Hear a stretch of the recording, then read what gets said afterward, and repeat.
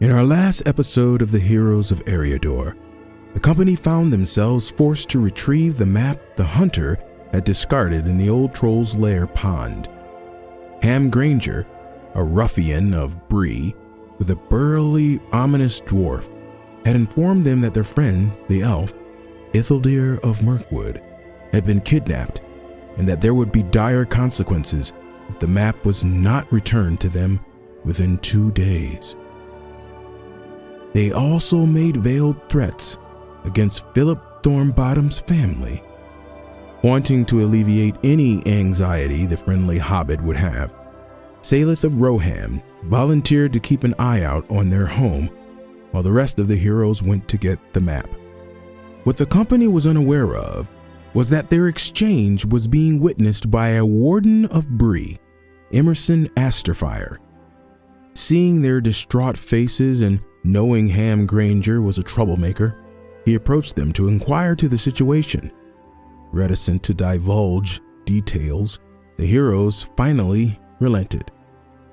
Seeing it as an opportunity to serve Bree abroad and also gather more information on the criminal activity, Emerson offered his services and the group accepted.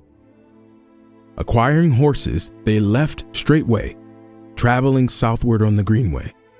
Their first day of travel was pleasant and uneventful, and travel was swift and efficient. Meanwhile, Isildir had awakened with bound ankles and wrists in a bandit camp in the middle of a forest. He waited with patience most of the day and part of the night before making a move to wiggle out of his bonds and run into the nearby forest. Unfamiliar with the territory, he asked an old oak, praying he would get enough information to turn him in the right direction. But it was too late, for the bandits had discovered his escape, and the chase was on. Meanwhile, the rest of the group got a good night's sleep and made their way back into the old troll's lair, its decaying body still laying at the entrance. Inside, Glim waded into the pond, retrieving the map in its murky depths.